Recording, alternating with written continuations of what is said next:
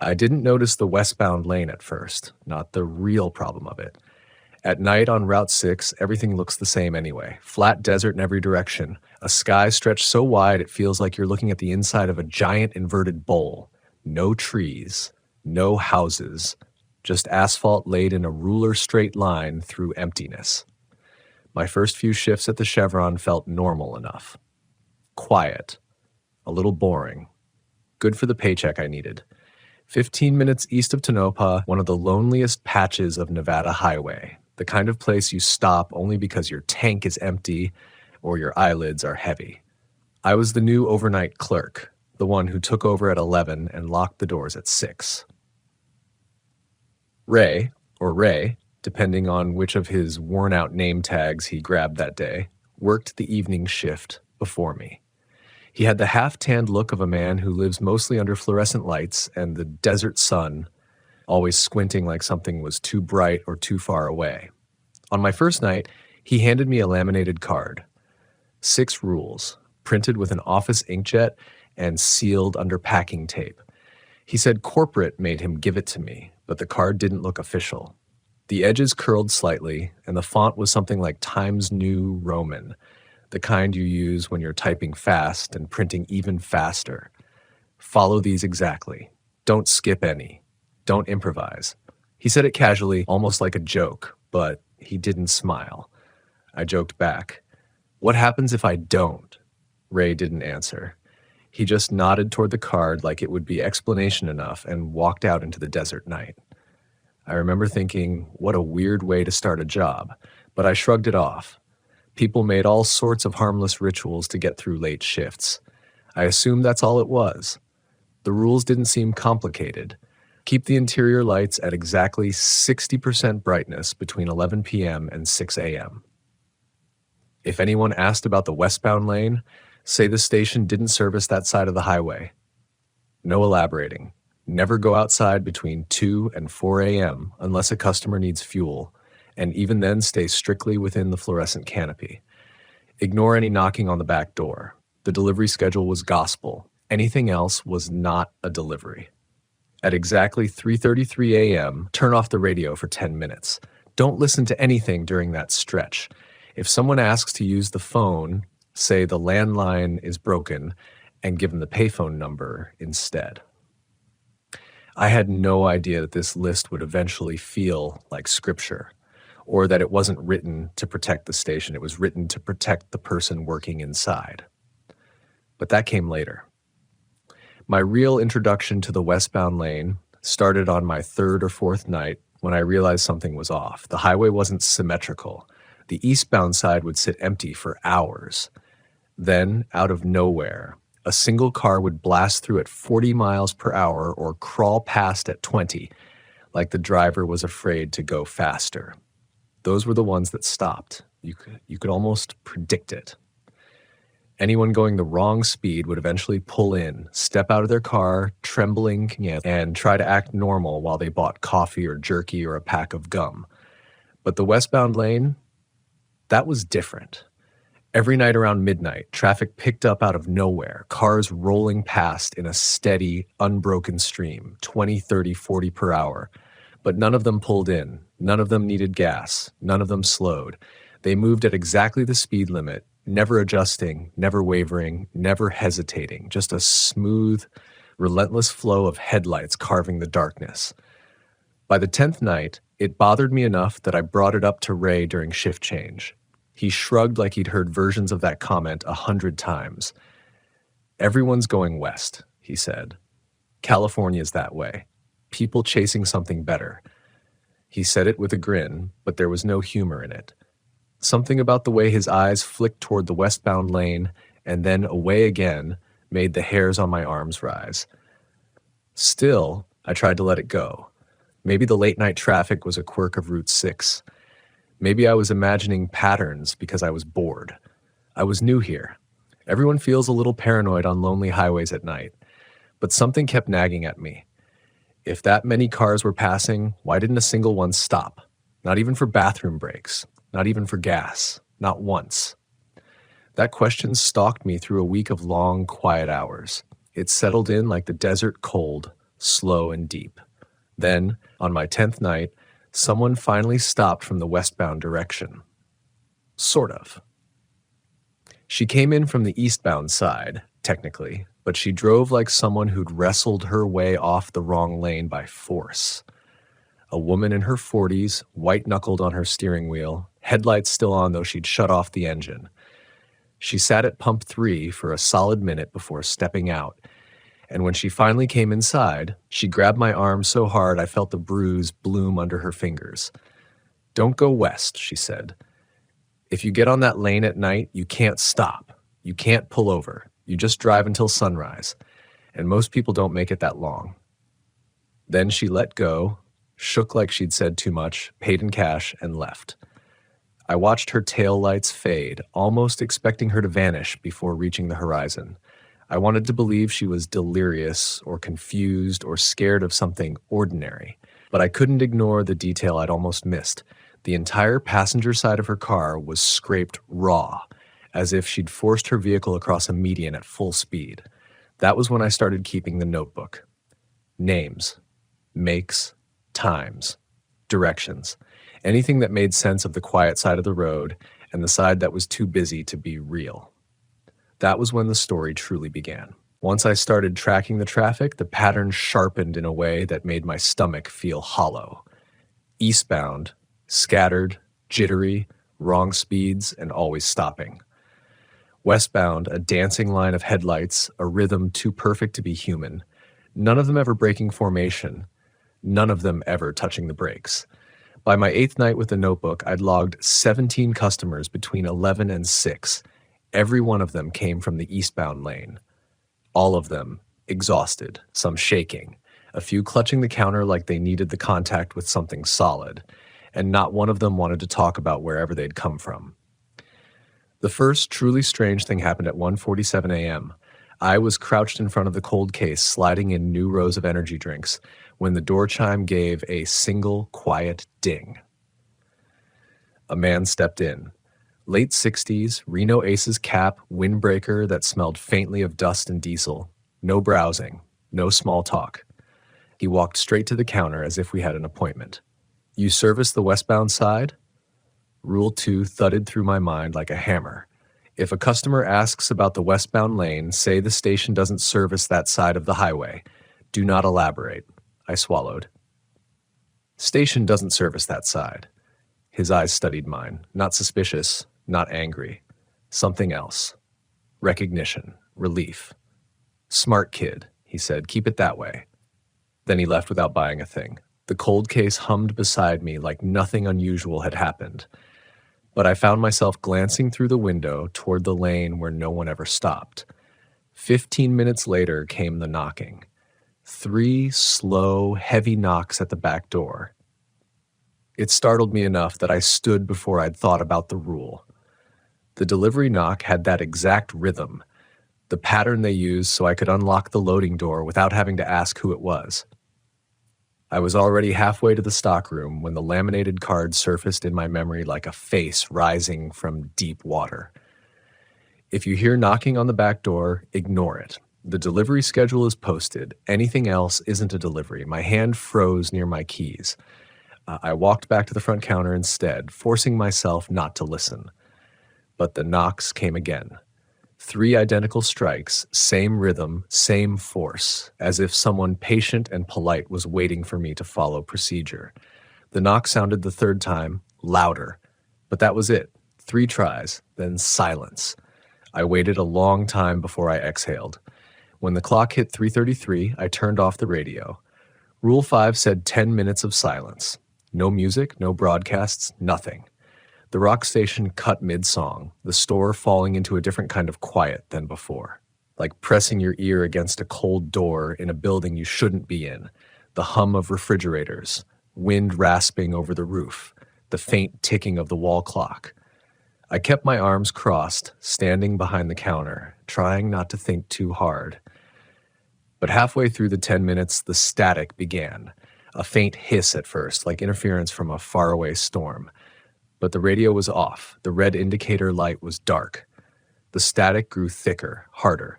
It crackled through the speakers in a slow, pulsing wave, something adjusting itself, something tuning. Then came the voices.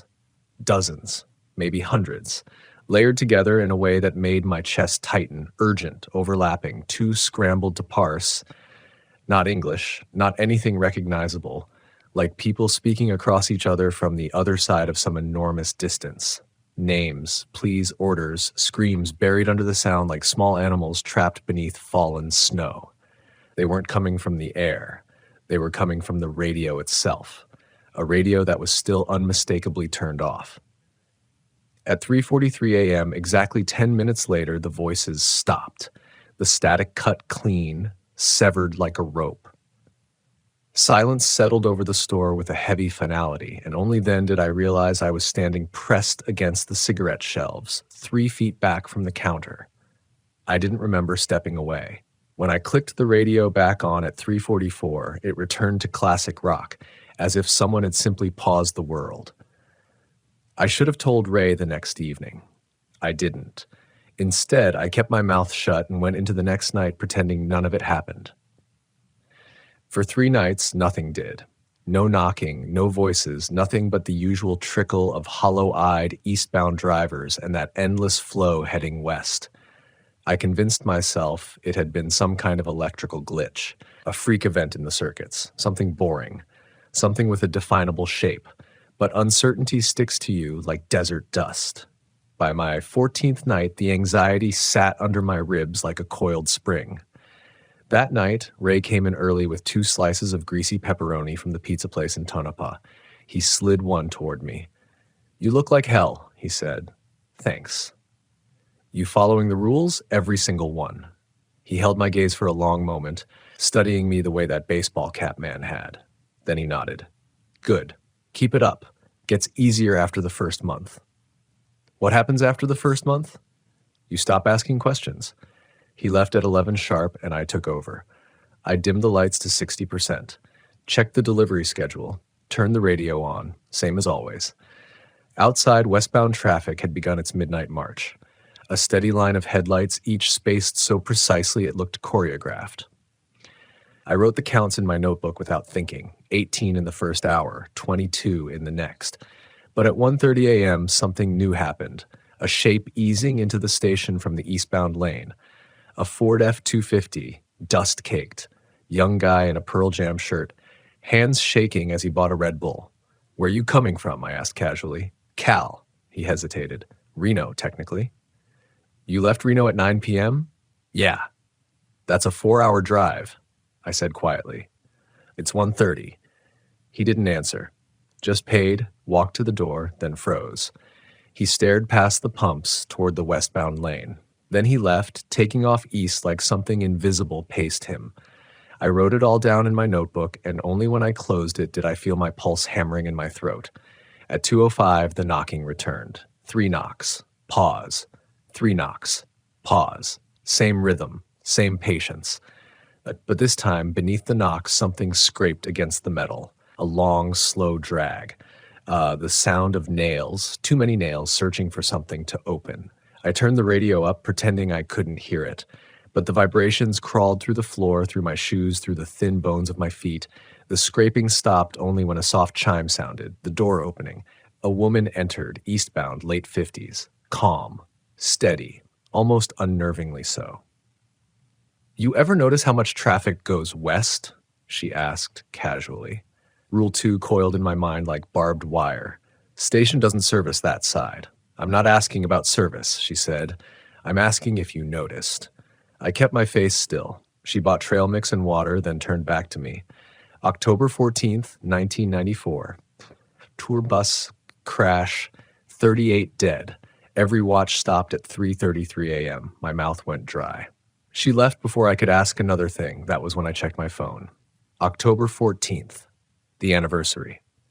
And the night was about to break wide open. After the woman left, her words lingered like dust in my lungs. October 14th, a tour bus crash, 38 dead. Every watch stopped at 3:33 a.m. I kept checking the date on my phone as if it might change while I blinked. Outside, the westbound lane brightened, not from dawn, but from traffic. The volume doubled in minutes. Headlights streamed past in a single unbroken ribbon, too smooth to look real. I tried to count, but the beam of one set of headlights dissolved into the next until the entire line blurred into one long vein of white across the desert. At 3:28 a.m., with the rules deadline approaching, I walked to the radio. My palm hovered over the power button. I wanted desperately to turn it off early. The rules said turn it off at 3:33. They didn't say keep it on until then, but something in my gut told me early wouldn't matter. The phenomenon already knew the time. I waited. At 3:33, I pressed the button. The static exploded instantly. No gentle fade in like the last time. No slow tuning. It hit like an impact, a roaring swarm of frequencies collapsing into one another. The lights overhead flickered, dimmed, then steadied. The windows rattled. The floor trembled under my boots. Voices surged beneath the static. Not faint and distant like before. Clearer, urgent, human. Can't stop. Help us. Stuck at 3:33. Follow the lights, please. Someone. We didn't mean... Bus 43. We're still... The words tangled, folded in on themselves, hundreds of voices speaking over one another as if fighting for space in a narrow corridor. Every window in the station shuttered at once. I turned toward the westbound lane. The headlights were no longer on the highway. They were in the desert. A parallel road of light cutting through hardpan and brush where no road should ever exist. Dozens of cars, then hundreds, gliding silently through open terrain, all heading straight for the station like migrating insects drawn to a beacon. The building shook harder. The static rose to a painful pitch. The voices swelled into a desperate chorus. We can't stop. We can't stop. We can't. 38 of us, still driving, still dying. The first line of cars reached the edge of the property and vanished. Not faded, not dissolved, simply gone, like someone had turned off a projector mid-frame. The static stopped at the exact same second. Silence slammed into the room so suddenly that the humming of the refrigerator sounded deafening. I grabbed the counter and leaned against it, trying to steady my breathing. My notebook lay on the floor, pages crumpled. I didn't remember dropping it. At 3:44, I turned the radio back on. Classic rock returned mid-chorus, cheerful and oblivious. The normalcy of it made me feel sick. I didn't talk to Ray about what I'd seen. What could I even say? The westbound lane was tearing open. The desert itself had become a road. Voices were pouring through a broken frequency, and a caravan of impossible cars had tried to reach me. I took 2 nights off. The first night, I lay in my motel bed listening to the highway traffic outside. It sounded normal, too normal, as if someone had placed a field recording behind the curtains. The second night, Ray told me if I didn't show up for the third, I'd be fired. His voice carried disappointment more than threat. Like he'd expected this. I returned on the third night. Ray was waiting in the parking lot at 10:45 p.m. His truck idled, headlights off. He walked straight to my car before I'd even shut off the engine. "Get out," he said. When I did, he looked me over like he was assessing damage. "You saw something." "How do you know?" "Because everyone sees something around the 2-week mark." He lit a cigarette, his hands steady. "That's when it tests you. That's when it sees if you'll break the rules." "What is it?" He exhaled smoke toward the westbound lane, his eyes following it like a man checking a distant storm front. "Doesn't matter what it is. What matters is that it's stronger than you, and the rules keep you alive." That's not an answer. It's the only one you get. He took another drag. "You want to know why this shift pays better? Why corporate pretends the rules don't exist? Because they want someone here every night. Someone who'll follow protocol. Someone who'll keep the pattern contained. What happened to the last guy? The one before me? Quit after 3 weeks. Same as the one before him. And the one before her. And the one before them?" His jaw tightened slightly. "That one didn't quit." "What happened?" "He disappeared." Ray didn't look away from the westbound lane. Car left in the parking lot, keys in the ignition, wallet inside, door open. But him? Gone. When? October 14th, a beat, 2 years ago. The date sat in the air like a cold weight. "That's why the rules exist," Ray continued. That's why you don't improvise. They're not guidelines. They're the fence line. Cross it, and the things out there stop being echoes and start being hands. I swallowed. Why do you stay? He finally looked at me. Same reason you came back tonight. A faint, tired smile. Bills don't pay themselves. He drove off, leaving me alone to walk inside and face another night. Everything felt sharper, more dangerous. The lights at 60% cast the aisles in a dim amber glow that didn't touch the back corners. The hum of the refrigerators had a pulse to it, like breath. Even the coffee machines looked different, as if the chrome was holding reflections that weren't mine. Still, the hours ticked by. I logged 7 customers, all eastbound, all of them shaky, all refusing to talk about the West. Then at 2:10 a.m., the knocking returned, but with a new detail. 3 knocks, pause, 3 knocks, pause, then a voice. Let me in. A voice that sounded exactly like a human being and exactly unlike one. Let me in. Let me in. Calm. Patient. The rhythm matching the knocking like a metronome. I turned the radio up again. The Fleetwood Mac playing did nothing to block out the vibrations in my ribcage. At 2:47, a trucker pulled in from the eastbound lane. Tall woman in a Peterbilt cap, eyes bloodshot but focused. She bought coffee and cigarettes, then glanced out the window. How many westbound cars you count in the last hour? I checked my notebook. 43. She nodded. A confirmation of something dark. Thought so, she said. They're never that heavy unless it's close. Close to what? She pulled out her phone and showed me a photo, a line of cars in perfect formation, all old models from the 90s, all pristine, headlights bright. In the lead, a bus, white with blue stripes. You ever seen anything like that? She asked. I didn't answer, because I had. She pocketed her phone. CB's been picking up weird transmissions too. Channel 19, same message every night around 3. Keep driving. Don't stop. Don't look back. Bus 43. My fingers froze around the coffee cup I was holding. 3:33. 38 dead. Bus 43. Everything was converging. The trucker left. Her rig disappeared eastward. And the minute her taillights faded, the desert shifted again. At 3:33 a.m., the rules would turn into something else. But the night wasn't waiting. The night was already changing. By 3:20 a.m., I felt the air in the station change. A shift so subtle it was almost like pressure, the way your ears pop before a storm breaks. The hum of the refrigerators deepened into something slower, almost a heartbeat. The fluorescent lights flickered once, then held steady at 60%, as if bracing themselves. I stood by the counter, watching the clock creep toward 3:28. That was when I usually started preparing for the radio cutoff. But tonight, the minute hand felt like it was pulling me towards something I wasn't ready to face. At 3:28, the westbound traffic surged. Not just cars gliding past the pumps, but the flicker of distant headlights moving through the desert again. Parallel to the road, too smooth to be human driving, too coordinated. A synchronized glide across broken land. 5 minutes until 3:33. I walked to the radio. My finger hovered above the power button. A strange thought crept up. Maybe if I didn't turn it off tonight, maybe if I broke Rule 5, I wouldn't hear them. I could pretend this place was just a lonely gas station again. Pretend the world outside the glass doors didn't ripple like heat rising off a stove. Pretend I wasn't being watched by something that learned my routines the way wolves learn the habits of deer. The minute hand clicked forward.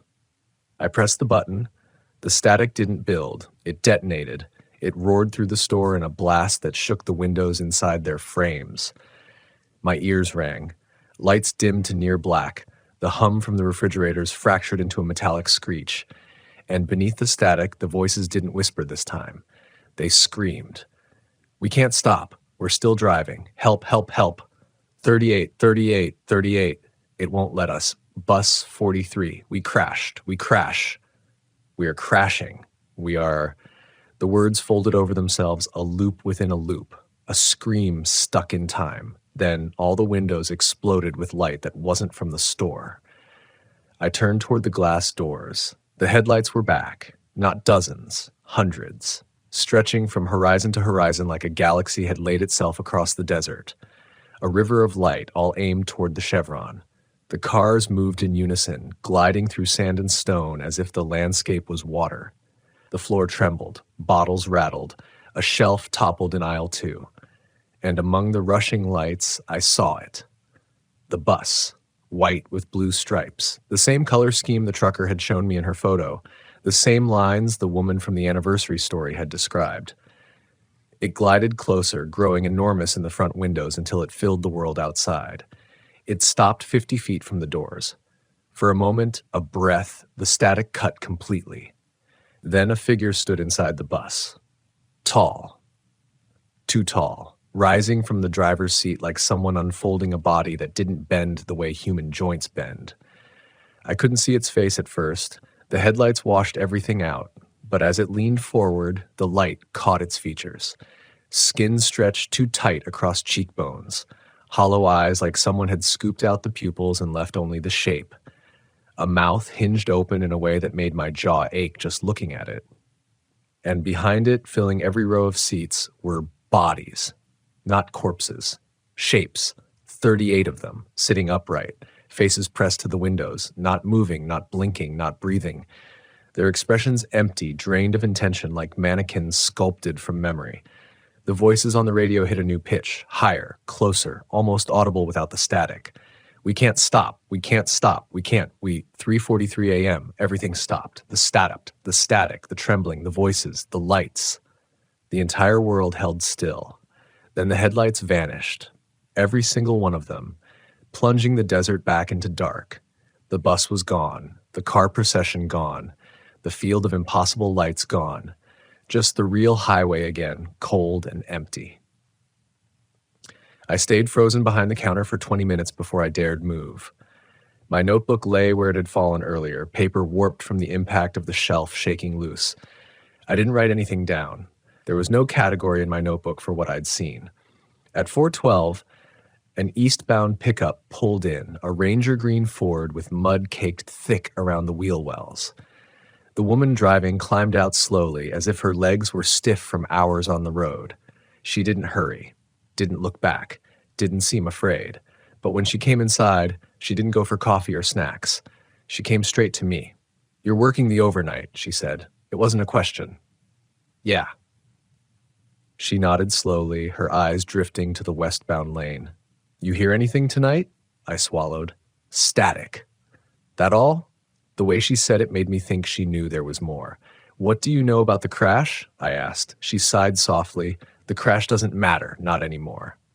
"What does?" "Patterns." Her voice lowered.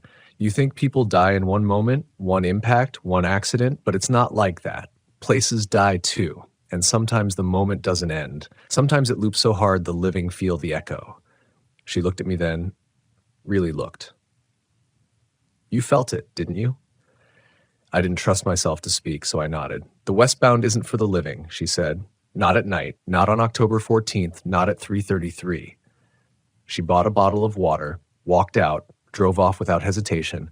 The rest of the shift passed in a quiet so intense it felt staged. No more knocking, no more scraping, no more headlights outside of physics. But the silence wasn't comforting. It was waiting. As the sun rose, the desert changed color from bruised black to dull orange. I stood under the pump canopy, staring west. The highway shimmered in early heat. Cars passed at normal speeds. Real cars. Real people. A world that hadn't seen the things I'd seen. When Ray arrived early for shift change, he took one look at me and knew. "You saw the bus?" "Yeah." He nodded in that resigned way people do when they've been waiting for something inevitable. "You're still here," he said. "You said everyone sees something around the 2-week mark." "Not everyone survives it." We stood in the morning light, both of us squinting toward the westbound lane. "You follow the rules?" Ray asked. "Every one of them." "Good," he said quietly, "because tonight the rules won't be enough." His voice was calm. Too calm. Like a man who'd already accepted the weather report for a storm that can't be avoided. "Why not?" I asked. He looked at the highway again. "Because the anniversary isn't over yet, and the dead have one more night." Ray's warning stayed with me through the day like grit under a bandage. The anniversary wasn't over. The dead had another night. And the rules, the only thing standing between me and whatever moved along the westbound lane, wouldn't hold forever. I barely slept.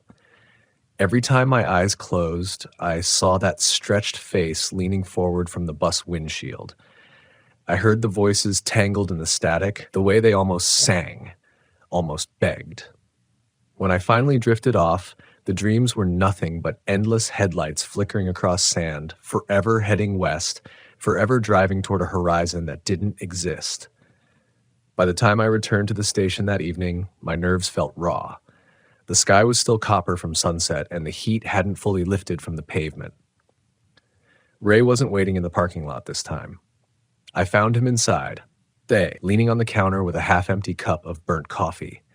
He looked at me like he wanted to say something, maybe warn me again, but instead he just nodded. "You know the routine," he said. "Lights to 60%. Check the delivery schedule. Radio tuned to classic rock. Doors locked at 11. Everything exactly as the card dictated. Try to get through tonight," he said after a moment. "After that, maybe it calms down. Maybe." He didn't sound convinced. When he left, the station felt larger than usual, hollow in some places, too tight in others. I walked the aisles, pretending the act of straightening chip bags or aligning cans was normal, familiar, safe. But my eyes kept drifting to the dark peaks of the mountains on the horizon. The desert between us felt thinner than it used to, like a stretched membrane ready to tear. The first 3 hours passed in uneasy quiet. Eastbound traffic came in odd, jittering spurts. 3 customers, then none, then one. Each driver looked like they'd sprinted away from something their brain was refusing to name. A man with a trembling jaw bought 6 bottles of water. A woman with a face streaked from old tears bought a map and whispered, "Does this place have exits that don't show up at night?" I didn't know how to answer her. The westbound lane, as always, stayed in its perfect rhythm. Headlights passing by in strict formation, no speeding, no slowing, no breaks in the pattern. If I stared too long, the cars almost seemed to merge into one continuous shape. At 1:15 a.m., the bell above the door chimed. A Chevy Impala, pale blue, early 2000s model, pulled up to pump 2. A kid stepped out, maybe 22, maybe younger. His shaggy hair clung to his forehead with sweat. He walked in fast, too fast, as if crossing the short space between pump and door had taken every ounce of his courage. "Phone," he said, his voice cracked. "Please, I need your phone." Rule 6 throbbed behind my ribs like a bruise. "The landline's broken," I said evenly. "Payphone's outside. Here's the number." I handed him the little printed card we kept behind the counter. The moment he saw it, his expression collapsed. "I can't go back outside," he whispered. "Why not?" "Because it's out there. It's been following me since Reno." He gestured toward the westbound lane. His hand shook so badly he almost dropped the card. "It stays exactly the same distance behind me," he said. "Miles and miles. Doesn't matter how fast I go. Doesn't matter if I slow down. It just holds the gap, and when I stop, it gets closer. Always closer." My stomach twisted. "How long have you been driving?" "Since 9 p.m. His breath caught. I think I passed this station 6 times already, but that can't be right. I don't know what's happening." He pressed both hands into his hair. "The exits don't work," he said. "I tried turning around. I tried pulling over. Every time I looked in the mirror, the headlights were closer. And now," he turned toward the window. That was when the headlights appeared, a single pair, about a quarter mile down the westbound lane, not moving, just parked in the darkness, watching. It didn't blink, didn't sway. It hung there like a predator crouched in tall grass. The kid made a soft, broken sound in his throat. "Oh God," he said. "It found me." For a moment, neither of us moved. The station lights hummed softly, casting a pale halo across the pumps. The kid's Impala sat with its driver's door wide open, interior light glowing faintly in the desert dark. "Listen to me," I said. "Stay inside. Stay in the light. Don't go toward it." The headlights in the distance flickered once, then twice, like a nod. The kid pressed his palms to the counter. "I just want to call my girlfriend," he said. "Tell her I should have listened." He didn't need to explain. I could hear the guilt clinging to every syllable. Try the payphone, I said again, even though I knew he wouldn't. He shook his head. I don't think I can make it across the lot. I looked again at the distant headlights. They were closer now, 1/8 of a mile, and there was shape behind them. Large, tall, a rectangle painted in darkness, the outline of a bus. My pulse hammered. It moved again, 100 yards, 75, 50. It stopped at the edge of the fluorescent perimeter, that thin protective circle cast by the pump canopy lights. The driver's shape leaned forward. The kid saw it too. His breath stuttered. Tears welled. I'm sorry, he whispered. I'm sorry. At that exact moment, a new knocking started. 3 knocks. Pause. 3 knocks. Only this time, it wasn't on the back door. It was coming from inside the building, behind the door to the stockroom, and the voice that followed wasn't the earlier distorted echo. It was the kid's voice, perfectly matched, perfectly calm. Let me in, the voice said. I turned to the real kid standing beside me. His mouth was closed. It's not me, he whispered. Something cold slid down my spine, prickling every hair. Outside, the bus rolled forward 1 more foot, crossing into the light. Inside, the knocking grew louder. The line between inside and outside was tearing, and the first person it wanted was him. The kid's voice, or the thing using it, echoed from behind the stockroom door with the same patient rhythm as the knocking. 3 knocks. Pause. 3 knocks. Pause. Then softly, let me in. But the real kid stood beside me, shaking, his breath shallow and fast. His mouth hadn't moved. His eyes stayed locked on the back hallway like he expected it to collapse inward. That's not me, he whispered. I swear that's not me. I believed him. Every part of me believed him. The thing behind the door knocked again, harder this time, the metal flexing inward with each blow. A voice, his voice, slid under the frame like cold mist. Let me in. The fluorescent lights buzzed overhead, struggling. The air changed again, pressure swelling in my ears. Everything in the store felt stretched, too wide in the aisles, too narrow behind the counter, as though the building itself didn't know what size it was supposed to be. Outside, the bus idled at the edge of the light. Its headlights glared through the windows, too bright, too full, almost as if there were more lights than the bus should have carried. 38 faces pressed faintly against the windows behind the driver. Pale, expressionless, waiting. The kid made a sound that wasn't quite a sob. It's here. I knew it would find me. You're still alive, I said quietly. You're still here, that matters. I don't think it does. The knocking stopped. A new sound replaced it. Footsteps, slow, measured. Inside the stockroom now, not at the door. Inside.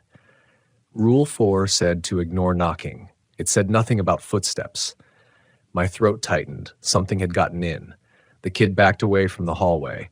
I stepped in front of him, though I wasn't sure what that would accomplish. My palms were slick with sweat. The footsteps approached. The sound was wrong. Not heel to toe, but something dragging slightly, like a limb that didn't match a human gait. The kid clutched my sleeve. What do we do? Stay in the light. What if the light goes out? He shouldn't have asked. I shouldn't have wondered.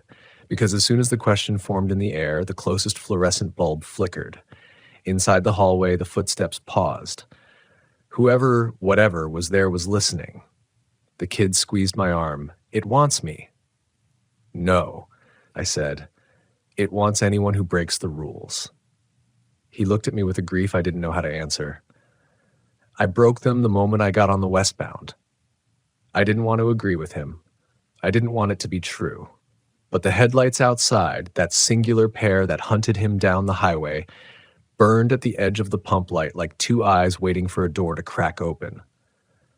The stockroom footsteps moved again. A shadow stretched across the tiled floor just beyond the doorway. Wide. Too wide. It curved in ways shadows shouldn't. Its edges leaked outward like spilled ink. The kid's own shadow on the floor twitched. I saw it before he did, how it began sliding away from his feet by an inch. Then 2, reaching toward the aisles. He looked down. His breath froze. Why is it doing that? Don't move, I said sharply. But the shadow kept creeping, stretching toward the counter, toward me, toward the far wall. Inside it, a shape began to form, the outline of a torso, rising like smoke from a smothered fire. The kid panicked. His breath turned into short, sharp bursts. His eyes darted toward the door, to the bright open rectangle leading out into the fluorescent glow of the pumps. "No," I said. "Don't." He bolted. He ran across the store in a dead sprint, shoes slapping the tiles. He crashed into the glass double doors, shoved them open, and stumbled into the lighted concrete outside. The bus responded instantly. The tall driver moved first, a sudden, insect-like jolt forward. Then every figure inside the bus lifted their heads in perfect unison. The bus eased into motion, rolling toward the kid with a slow, dreadful confidence. He ran across the lot, but he didn't make it far. When he reached the edge of the lighted perimeter, the entire world seemed to shift. The fluorescent glow trembled. The line between safe and unsafe blurred. The driver's long arm reached out, fingers scraping the concrete as it stepped forward. The kid screamed. The sound cracked in half, swallowed halfway through. By the time I blinked, he was gone. Not pulled. Not dragged. Gone. The bus figures rearranged themselves, forming a neat line behind the driver again.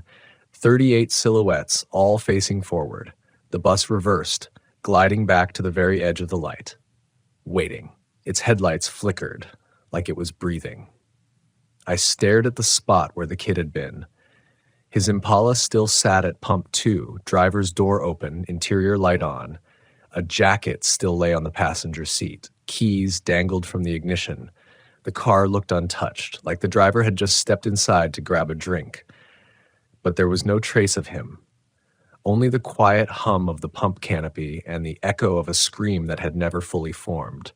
The footsteps behind me returned. I spun around. The shadow from the stockroom doorway stretched across the floor, thinner now but still moving, as if retreating. As if the moment the kid crossed into the darkness, the thing behind the door no longer cared about us. Something whispered from the hall. Words shaped like breath, but not spoken in any language I recognized. The lights flickered again. I backed up toward the counter. My heart pounded so hard I felt it in my gums. And then, slowly, the presence in the hallway receded. The shadow thinned. The footsteps faded. The store went still again. Too still. I checked the clock, 2:47 a.m., barely halfway through the most dangerous hour. I waited, listened, counted my own heartbeats, and then unexpectedly a truck pulled in. A Blue Ranger, old, rusted, eastbound. The driver, a woman in her 60s, got out, blind to the terror sitting just outside the fluorescent ring. She didn't notice the bus. Didn't see the figures in the windows. Didn't feel the air vibrating like a string pulled too tight. She pumped her gas, came inside, paid, and left without a word. Her engine faded down the eastbound lane. I was alone again. The bus still waited at the boundary of light. I felt it watching me. I felt the 38 empty faces turn toward the doors. My watch read 3:28 a.m., 5 minutes until the radio had to go off again. Something in my bones told me this time would not be like the others. By 3:28 a.m., the air inside the Chevron felt thick, heavy, like the whole building had been lowered underwater. Every breath tasted metallic. The lights hummed with a nervous, high-pitched tremor, the kind that made my teeth buzz. Outside, the bus waited at the fluorescent boundary, a shape so still it felt like a photograph pinned against the night. 5 minutes until 3:33. 5 minutes until the radio had to go off. But something in me already knew. Tonight, the rules were no longer fences. Tonight, they were breakable. I stood beside the radio, hand trembling over the power button. The classic rock station played a warm guitar riff, oblivious, a small, human sound in a place that didn't feel human anymore. My watch ticked forward, 3:33. I turned off the radio. The static didn't rise. It slammed into the store like a wave of electricity. A violent crackle that rattled every glass door, every can on every shelf, every bone in my body. The fluorescent lights pulsed white-hot, then dimmed to a sickly yellow. The bottles in the cooler clinked like teeth chattering. From the speakers, a single voice emerged, clearer than before. Close, male. We crashed. We are still crashing. We can't stop. Don't look. Don't look. Bus 43, Bus 43. Then dozens of voices joined, harmonizing by accident or by desperation. A violent, dissonant choir of panic. Help, help, help. Stuck at 333. 38, let us out, let us through. We didn't mean to. Let us finish, please, please, please. Then the shaking began. A deep quake. Not the ground, the building. Like something massive was pressing in from all sides. The wall behind the counter groaned. The floor trembled. A coffee cup tipped and shattered. The headlights outside brightened. The bus rolled forward, slowly, deliberately, crossing into the fluorescent light, breaking the boundary it had always stopped at before. The rules had always held it there, contained like a wild animal behind an invisible fence. But tonight was the anniversary, and the fence had failed. The tall driver stepped down from the bus. The ground vibrated under its weight. It moved with a fast, jerking glide that neither walked nor floated, a movement that made my stomach twist. Its uniform hung loose on its elongated frame. The sleeves were too short for its arms, the collar stretched too far for its neck. It paused at the glass doors, and then it reached for the handle. The lock clicked. The door swung inward. Rule 3 was broken. The driver stepped inside. Cold poured into the store. Not a temperature cold, but an emptiness cold, the kind that saps your thoughts before your fingers. The overhead lights flickered violently. One popped in a shower of sparks. The aisle nearest the entrance went dark. It moved toward me with that wrong glide. Long fingers dangling inches above the floor, too many joints bending the wrong way. Its hollow eyes fixed on me. Then its hand rose, stretched, wrapped around my throat. I was airborne before I realized it had moved. My feet left the ground. The driver lifted me effortlessly, its grip cold enough to numb the skin beneath its fingers. I tried to suck in air, but the pressure on my windpipe crushed the attempt into silence. The driver leaned close.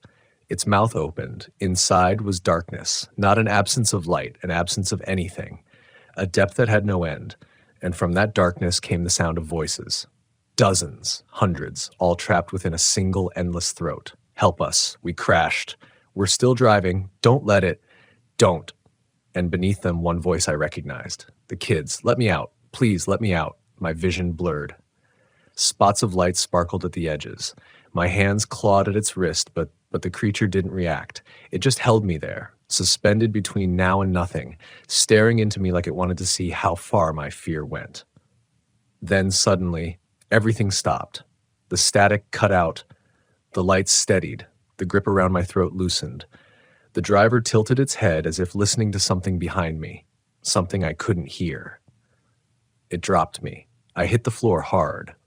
Air slammed into my lungs in a ragged gasp. My vision doubled, then sharpened again. My throat screamed with pain. The driver turned its head toward the bus. All 38 figures inside sat upright, facing forward, their faces stretched tight, their mouths moving in silent rhythm. Something had changed. The driver stepped backward, one long limb after another. Its body jerked, twitched, flickered. It wasn't retreating, it was being pulled. It reached out toward me with one long, shaking hand, not grabbing, but reaching, like it wanted something from me, something intangible. Then a sound tore through the store. A deep, bass-heavy pulse, like an engine backfiring and a thunderclap colliding. The driver convulsed. The bus headlights flickered. The figures inside dissolved into vibrating outlines. And in an instant, the driver vanished. The bus vanished. The lights outside snapped from blinding white to empty desert black. The station went silent. I lay on the cold tile behind the counter for a long time, trying to piece together what had just happened, or what had been stopped. My throat throbbed where its fingers had bruised me. I could still feel the shape of its grip in my skin. At 3:44 a.m., I reached up with shaking hands and turned the radio back on. Tom Petty played softly, singing about running down a dream. The normalcy of it hurt. The westbound lane outside looked empty, ordinary. The pumps hummed. The fridges buzzed. Everything was suddenly, violently normal. I stayed still until 5 a.m. That was when the headlights appeared again. Not from the desert, from the highway. Real cars, real patterns. Morning commuters heading west toward California, toward regular days and regular lives. When Ray arrived at 6 a.m., he took one look at the bruises around my throat and closed his eyes. "It touched you," he said. "It's never touched anyone who made it through the night." "What does that mean?" He didn't answer right away. Instead, he stepped into the open doorway of the store, looked west, and whispered, "It means the rules broke. And once they break, they don't fix themselves." Ray didn't say anything else at first. He just stood in the doorway, staring toward the westbound lane like it might surge back to life any second. The desert morning glowed a soft, indifferent gold. A few cars drifted past, normal ones, living ones, but Ray watched them like he didn't quite trust his own eyes. Finally, he exhaled. "I made a call," he said. "Someone's coming." "Who?" "A researcher, university in Reno. Studies whatever this is." He didn't meet my eyes. He didn't need to. My throat still burned where the driver had lifted at me, a deep ache sinking into the muscle like cold iron. Every swallow sent pain up into my jaw. "She's been tracking the crash for 3 years," he continued. "She knows more about it than anyone alive, more than me, more than corporate." The words "more than corporate" tasted strange coming from him. He'd always been the man who insisted everything was just routine, even while handing me 6 rules that sounded like a curse. "What does she want with the station?" I asked. "Not the station," Ray said. "The phenomenon." Just hearing the word phenomenon made something tighten in my chest, like naming it gave it permission to grow teeth. The researcher arrived at 3 p.m. Her Subaru kicked up a thin cloud of dust as it rolled into the parking lot. She stepped out wearing jeans, boots, and a faded UNR sweatshirt. Her hair was tied back in a messy knot, her expression sharp and alert, the look of someone who didn't get surprised often. She carried a duffel bag that rattled with equipment, wires poking out, metal glints flashing in the sun. "Dr. Elena Vasquez," she said, offering a hand. Her eyes flicked to the bruises around my throat. She didn't flinch, but her expression changed. Calculation. Concern. Confirmation. "You've been touched," she said softly. I didn't know how to respond. Ray cleared his throat. "We figured you'd want to see the site." "I want to hear everything first," she said. Inside. We sat in the tiny station office, the 3 of us squeezed around Ray's scuffed desk. Elena spread out a map of Highway 6, red circles marking points west of the station.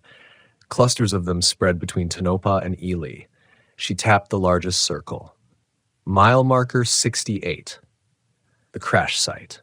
Her voice had the smooth cadence of a professor whose lectures had run long and late. Calm. Controlled. "You know the basic story," she said. "Tour bus. 38 dead. 5 survivors. Driver supposedly fell asleep." "Supposedly?" I asked. She nodded. "The first responders reported something strange. The driver's eyes were wide open when they found him, frozen, his hands locked on the wheel, and every watch on every body was stopped at exactly 3:33 a.m. Ray nodded. "Same time the radio cuts." "Same time the transmissions begin," Elena said. She pulled from her bag a stack of photocopied CB radio logs, thin paper filled with timestamps and fragments of recorded chatter, one line repeated over and over throughout the pages. Bus 43. "Don't stop. Don't stop. Don't stop."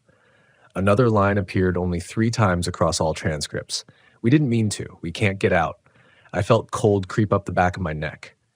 "How long has this been happening?" I asked. "Since 1994, she said. "The first anniversary. Drivers reported hearing strange music on their radios. Deep Purple, Highway Star." I swallowed hard. "The survivors said they heard that song before they crashed."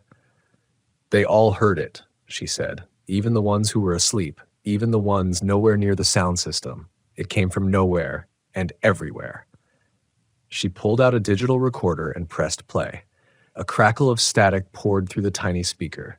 Then a voice, warped, distant, but unmistakably human. "Don't look. Don't stop. Westbound. Westbound. Bus 43. We crashed. We're still..." The recording cut with a screech. My skin prickled. "You've heard something similar," she said, not as a question. "Every night since my 9th shift," I answered. She nodded, as if tallying an internal score. "And last night?" My throat ached at the memory. "The driver grabbed me." Ray's jaw tightened. Elena froze. It touched you, she repeated slowly. That's bad. Why? Because it means the phenomenon isn't just projecting anymore. She spread out another document. Spectral charts, frequency waves drawn in jagged lines. It's interacting. It's breaching containment. The rules aren't holding. Ray muttered. I told you. She ignored him. For 30 years, this thing has behaved like a broken loop, a psychic echo locked to a single moment in time, the moment of the crash. Everything that died there became trapped inside that frequency. 38 consciousnesses. One catastrophic event. And the kid? The words came out hoarse. The one who ran? He didn't die there, she said, but the loop absorbs anyone who gets caught in the westbound signal. Once the phenomenon touches you, you exist in both places, here and wherever they are. I felt dizzy. So he's, what? Alive in there? Alive isn't the right word, she said gently. She reached into her bag and lifted out a metal device the size of a small car battery, covered in wires and dials. This is an electromagnetic pulse generator, she said. Custom built, tuned to the range where the phenomenon broadcasts. What does it do? Ray asked. It creates a dead zone. Her eyes fixed on me. Silences the signal. For how long? I asked. I don't know, she said. Maybe permanently. Maybe minutes. Maybe long enough to free whatever's trapped inside. Or destroy it. Ray frowned. Destroy it? She exhaled. Tyler, you need to understand something. These aren't ghosts. They aren't spirits. They're imprints. The psychic scar left when too many people die too fast. The crash was violent enough that 38 minds were ripped open at the same moment.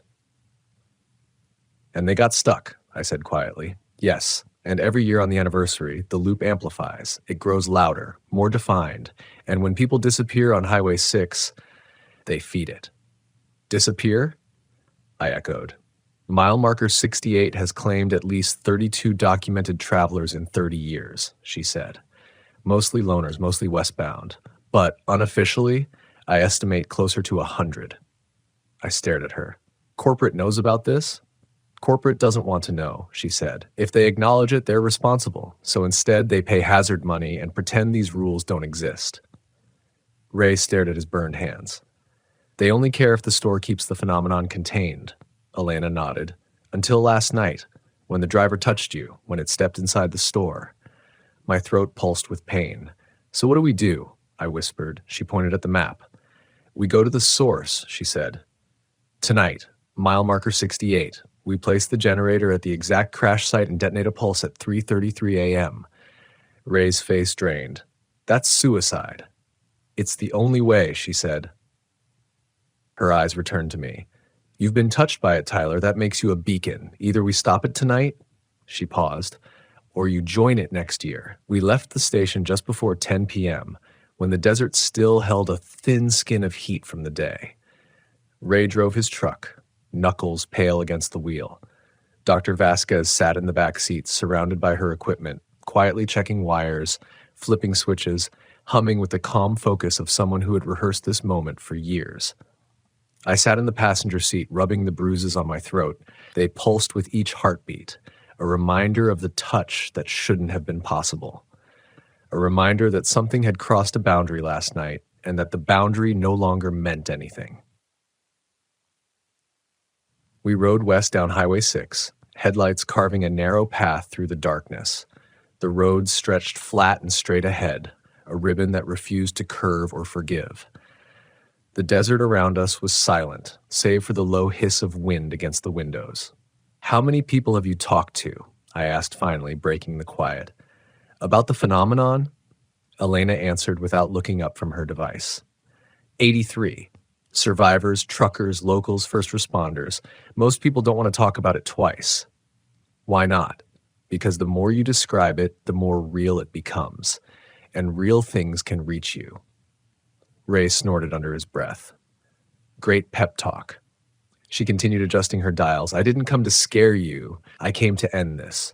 The words hung between us, steady but fragile. I wasn't sure if they comforted me or pushed dread deeper under my ribs. Slow down, she said after a minute.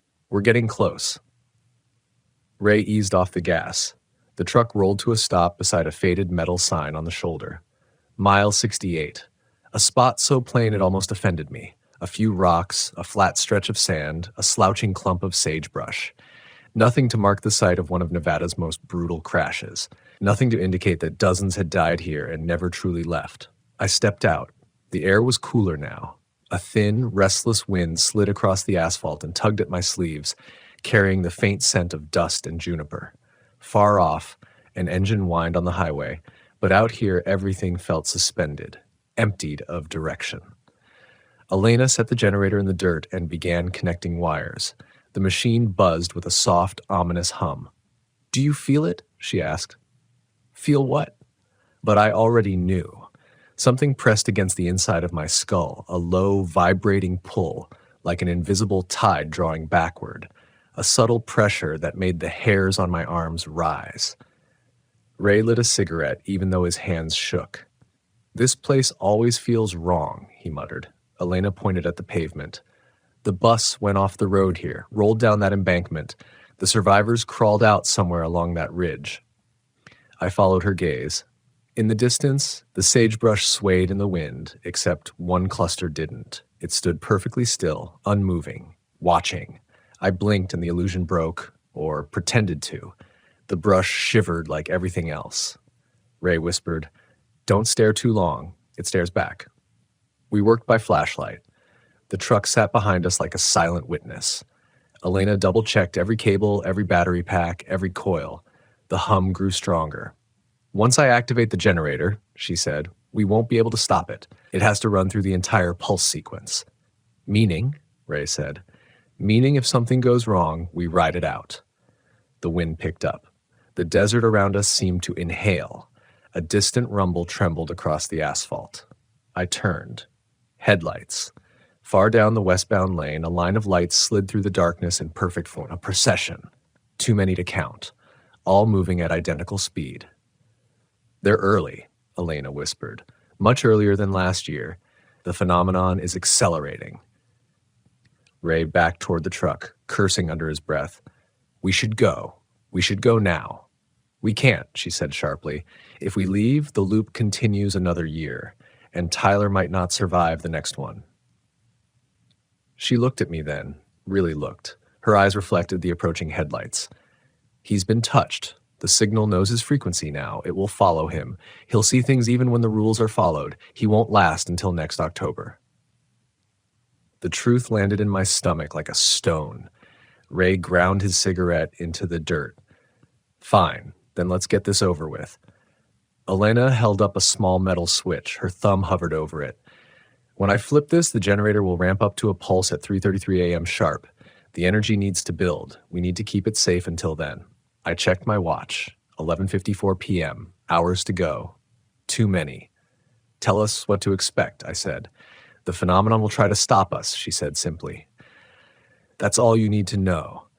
The rumble grew louder. The headlights were a mile off now, a wall of white light gliding like a river without curves. Elena flipped the switch. The generator whined alive. A deep vibration rolled through the dirt, buzzing beneath our feet. The air temperature dropped sharply, a cold that felt strange in the desert night, unnatural, like the space around us had been exhaled hollow. Ray stepped closer to me. "Stay in the lights. If anything comes from the dark, you don't look. Got it? Got it?" The procession drew nearer. Now I could see individual cars, old sedans, station wagons, trucks too clean for their age. Their headlights brightened the desert like an oncoming dawn. Elena crouched beside the generator, checking waveforms on a tablet. "The frequency is rising faster than expected. It's reacting to us." A thought hit me so fast I said it out loud before thinking, "It knows we're here." She nodded. "It always knows." A sudden gust pushed me backward. Sand lifted in a spiral around my ankles, whipping against our jackets. The hum from the generator surged, high-pitched and needle-thin. The ground vibrated. The headlights were close enough now to reflect in Ray's eyes. Then, the lead vehicle emerged. A bus, white with blue stripes, the same one. It didn't slow. It didn't change lane. It came right down the center of the westbound road like a nightmare on rails, though, cutting through the line of cars behind it. The procession shifted to accommodate it, parting without breaking formation. Ray stepped back. It's coming here. Elena didn't look up. Hold your ground. The bus approached, its engine whisper quiet, its headlights bleaching the surrounding desert bone white. And for the first time I saw the interior clearly through the windshield. Faces, pressed against glass, all 38 of them. Hollow-eyed, motionless, waiting. The bus rolled to a stop 20 yards from us. The other cars arranged themselves behind it in rows that stretched to the vanishing point of the highway.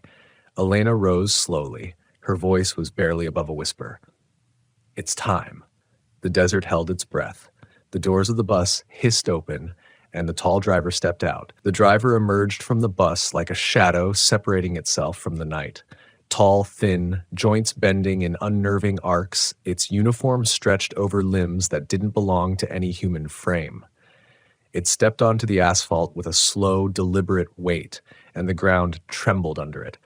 38 figures followed, spilling from the bus in strange, silent choreography. They emerged through doors, through windows, through the gaps between metal panels, as if physical boundaries were just polite suggestions. They formed a half circle around us, facing inward. The generator hummed louder, the desert wind stuttered. No sound came from the figures, but their presence pressed against my skin like static before lightning. Elena didn't flinch. She tightened the straps on her headlamp, grabbed a metal case, and stepped closer to the generator. "Ray," she said, "stand behind me. Tyler, stay close to the truck. If it reaches for you again, run," I said. "Fight the instinct to run," she corrected. "Running is what gets you taken." My throat tightened. Running had gotten the kid taken. The driver tilted its head toward me as if listening to the memory of that thought. It started walking. Ray grabbed my sleeve. "Don't look away. Don't break line of sight. That's how they get behind you." I forced myself not to blink as the driver approached. Every movement of its body snapped from one posture to the next with unnatural speed, each motion a frame missing between actions. A glitch walking. My breath fogged in the sudden cold. The driver stopped 10 feet away. Its hollow eyes locked onto mine, and in the reflection I saw the bus interior. Rows of figures sitting upright, all staring forward, all breathing at the same exact rhythm. Then the driver spoke. Not with its mouth, with the voices inside it. "You touched the rules. You heard us. You broke the silence. We know you. You belong on the road." A whispering chorus, overlapping, distorted. I swallowed. "I don't belong to you." The driver's mouth stretched wider, peeling at the corners. Inside was that endless darkness, a pit where voices spiraled, calling, begging, repeating. "You do. We touched you. You felt us. You carry the frequency now." Ray stepped between us. "You don't take him," Ray said, voice steady despite the trembling in his arms. "We're ending this." The driver's eyes drifted toward him. Raymond Johnson. 6 years of watching, 6 years of turning off the radio, 6 years of waiting for the door to open. Ray's breath caught in his throat. "How do you—" "We know everyone who stops. We know everyone who listens. We know everyone who fears." Elena's voice cut through the rising static. "Tyler! Ray! Move!" The generator's hum snapped into a piercing whine. Pale blue light flickered from its coils, dancing across the sand like heat lightning. Elena crouched beside it, adjusting dials with quick precision. "The frequency's stabilizing," she said. "Once it locks on, the pulse will fire on its own." Ray kept himself between me and the driver. "How long?" 4 minutes. 4 minutes? We don't have 4 minutes. The wordless figures in the half-circle stepped forward in unison. One slow, synchronized step. The sound of their feet scraping asphalt echoed across the desert. The driver leaned close to Ray's face. "You stayed. 6 years. You stayed because you waited for someone to break. Someone like him." Ray's expression flickered. A crack. Regret. Guilt. "Don't listen," Elena snapped. "It's pulling from your memory. It wants you off balance." But the driver wasn't talking to Ray anymore. It turned to me. "You saw us. You heard us. You will make the road whole again." A wave of dizziness hit me, sharp and sudden, like my mind had been pulled sideways. I stumbled back, gripping the truck's doorframe. The highway stretched in front of me, and for a split second, the real world flickered. A different scene slid in over the desert night. Blinding headlights, twisted metal, screams echoing inside a rolling bus, an endless straight road that bent into itself like a looping film reel. Then it snapped away. I was back beside the truck, gasping. Elena shouted, "It's trying to imprint. Tyler, stay conscious." The generator screeched. The air tasted like copper. Sand lifted in strange spirals around our feet. 3 minutes. The half circle of figures stepped closer again, shrinking the space around us to a narrow island of flickering light. Their shadows stretched impossibly long across the desert, warped silhouettes that didn't match their bodies. Ray grabbed my arm. "Focus on breathing. In the nose, out the..." He froze mid-sentence. One figure broke formation. It was the kid. Shaggy hair, pearl jam shirt, hollow eyes, skin already stretched thin, jaw slightly too wide, no breath, no warmth. He stepped forward. "Tyler. Tyler, help. Help me. Help us." His voice didn't come from his mouth. It came from the driver's mouth, from the space where mouths meant nothing. I choked on my breath. "I'm sorry," I whispered. The kid reached a trembling hand toward my face, fingers stiff like they'd never learned to bend. "Please." I flinched. The kid's eyes widened. His hand dropped. His expression, if you could call it that, collapsed inward. And then he dissolved. Not into dust, not into smoke, into sound. A faint single note that folded into the generator's rising whine. Elena swore under her breath. "It's merging. They're trying to override the pulse." The driver's mouth opened wider, and all 38 sets of hollow eyes focused on her. "Do not silence us. Do not end us. We drive. We drive. We drive. 2 minutes." Elena steadied herself, planting both hands on the generator. The machine vibrated so violently it crawled an inch across the sand. "This is it," she said. "Whatever happens, don't break away from the light." Ray spat on the ground. "We're not leaving you." Elena shook her head. "I wasn't talking to me." The figures rushed forward, not walking, not running, flickering, jumping, appearing closer in broken frames. Ray threw himself in front of me. "Stay behind." A figure slammed into him. He hit the ground hard, breath blasting out of his chest. I lunged to pull him back, but another figure materialized between us, blocking him from view. The driver reached for me. 1 minute.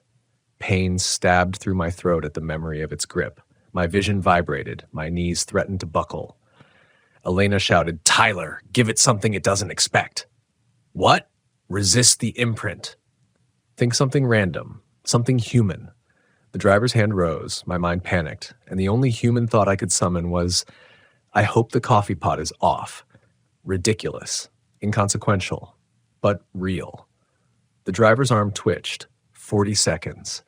Elena screamed, "It's working. Keep going." I thought of the smell of burnt toast, of my crappy Dodge Neon, of the weird stain on the break room ceiling, of Ray's habit of sorting candy bars alphabetically, of the way gasoline smells different at dawn. The figures hesitated.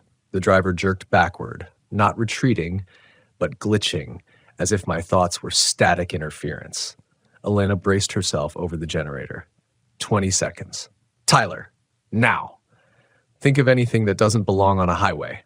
I yelled the first thing that came to mind. "Pineapples." The driver convulsed so violently its entire frame bent sideways. 10 seconds. The generator screamed. The pulse ignited.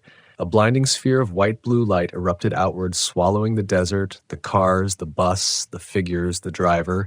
Then everything exploded into silence. The silence hit so violently it felt like a vacuum had swallowed the night. One moment, the desert thrashed with static voices and impossible shapes, and the next, everything went still. Utterly, profoundly still. No wind, no hum from the generator, no whisper of headlights stretching from horizon to horizon, no chorus begging, driving, repeating, just the absence of everything. The light from the pulse hung suspended in the air for a heartbeat, a glowing halo stretching across the desert like a half-remembered dream, and then it collapsed inward with a low, soft sigh.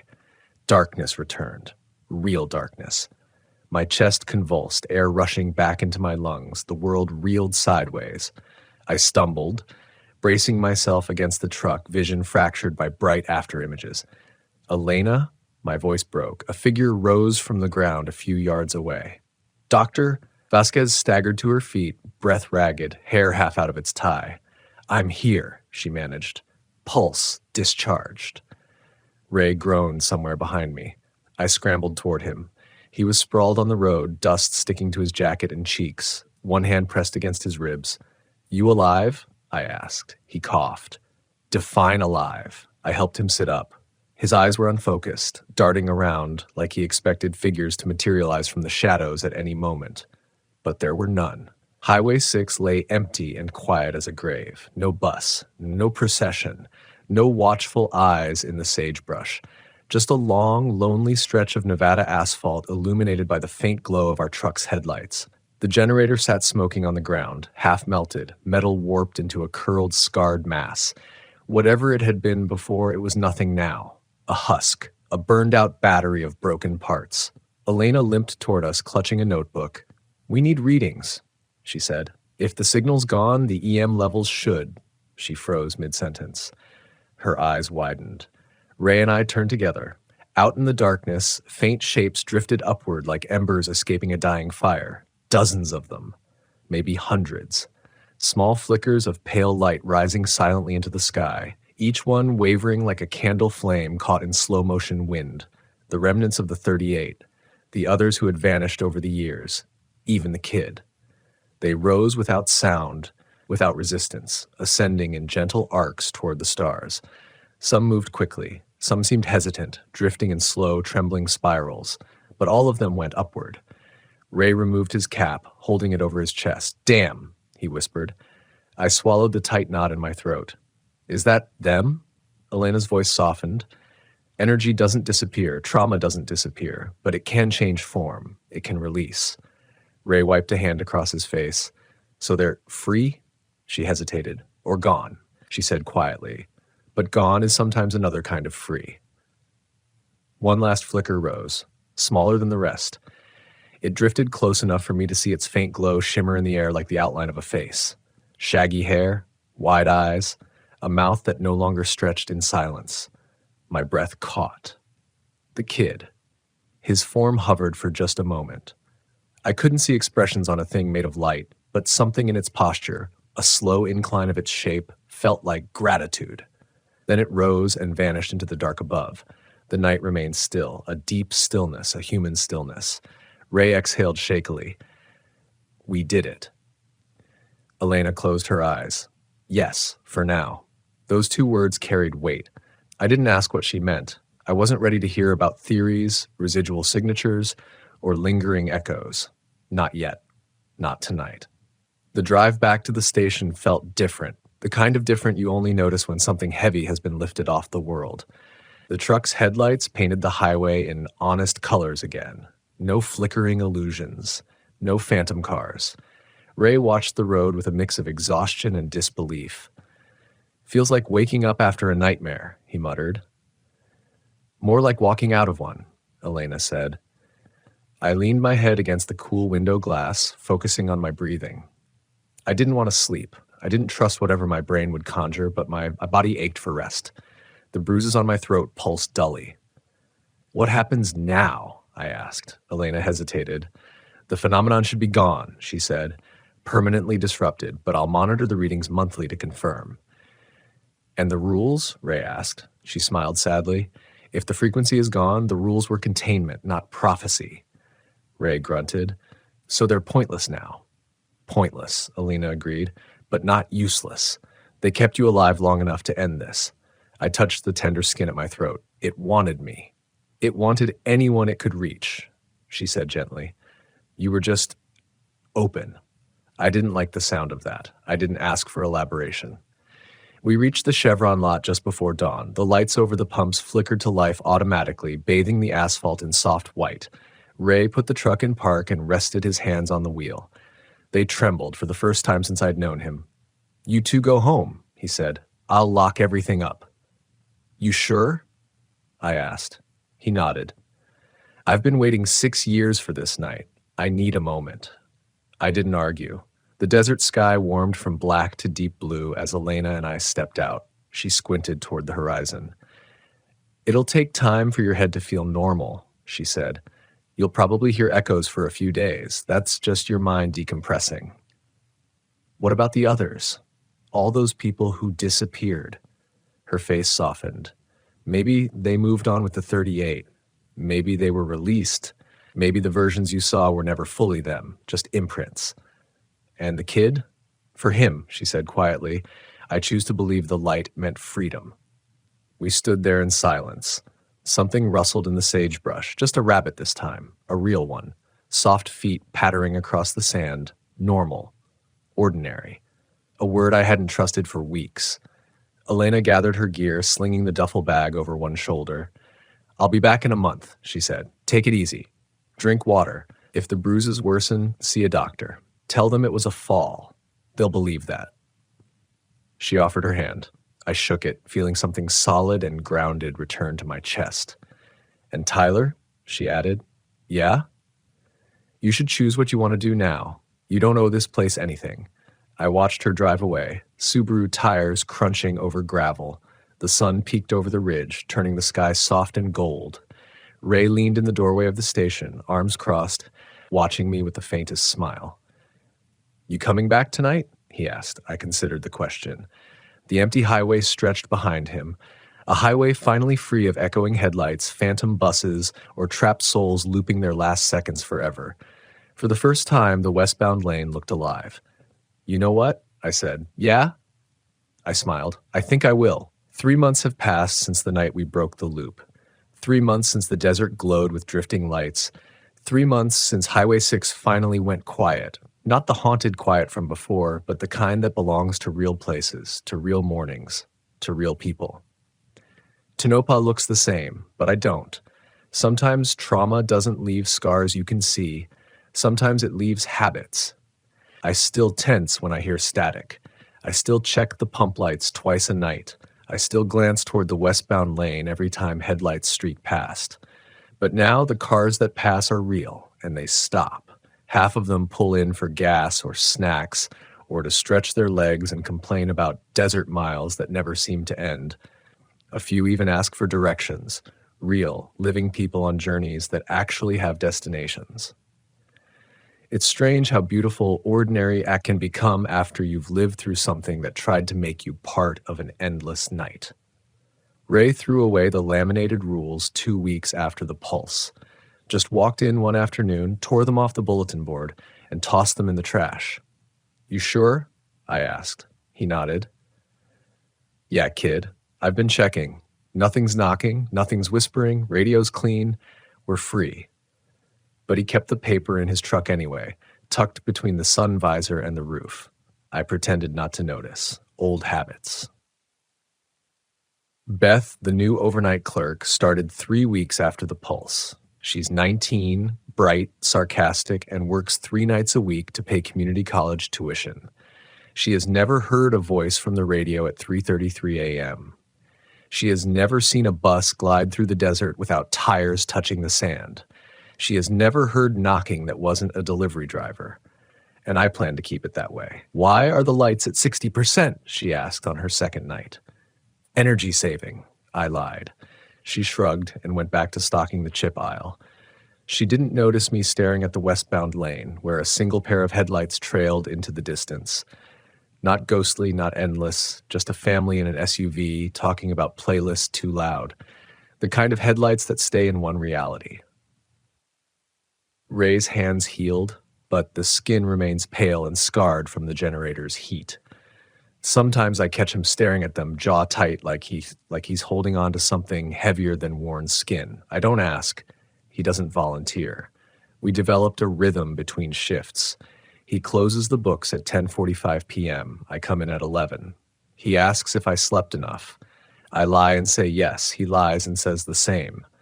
Sometimes he brings pizza. He still sorts candy bars alphabetically. One night while locking up after sunrise, he leaned against his truck and said, "You know, you didn't run. That matters."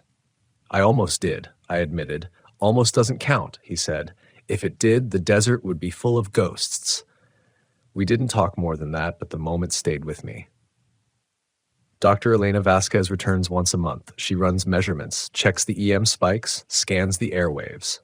Brings equipment I can't name and sets it on the back counter while Ray watches with narrowed eyes, still half expecting something to flicker to life and reveal we didn't fix a thing. but nothing ever happens. She showed me the charts last visit.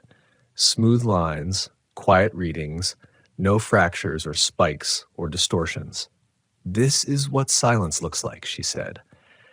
I hadn't realized how much noise had lived inside my head until I saw the silence drawn on paper. She said the energy release we witnessed that night, the lights drifting upward, registered on instruments as far away as Utah. A rare event, she said, voice low, almost reverent. One you might never see again. I don't know if I should be grateful or grieving. There were people in those lights, stories, half-finished lives, echoes finally let go. One evening, when the sun was sinking behind the ridgeline, she pulled me aside. You survived something almost no one else has, she said. Most people who get touched don't come back whole. What does that mean? I asked. She hesitated before answering, a long, thoughtful pause. It means you were able to resist, she said. Your mind didn't break. The signal didn't overriding you. How? She smiled softly. You thought of something human. Pineapples. The absurdity still makes me laugh sometimes. Fear is strange like that. I still dream about the kid. Not the stretched version, not the echo that flickered toward me with hollow eyes. The real one. Pearl Jam shirt, shaggy hair, exhausted face. He appears just long enough to look relieved. Then he fades. I don't know if it's a dream or a gift. Some nights I wonder if there's a difference. A few nights ago, around 2 a.m., a minivan pulled in, parents in the front seats, 2 kids asleep in the back. They were on their way to Los Angeles for a Disney trip. The mom came inside, bought coffee, 3 granola bars, a pack of gummy bears for the kids. Long drive? I asked. 3 more hours, she said, smiling. We're trading off so we don't fall asleep at the wheel. The words landed heavy in my chest. You'll make it, I said. The road's clear tonight. She didn't understand the weight behind my words. She didn't need to. I watched their taillights drift westward, small red flickers swallowed by the horizon. For a moment I held my breath. Then I let it out.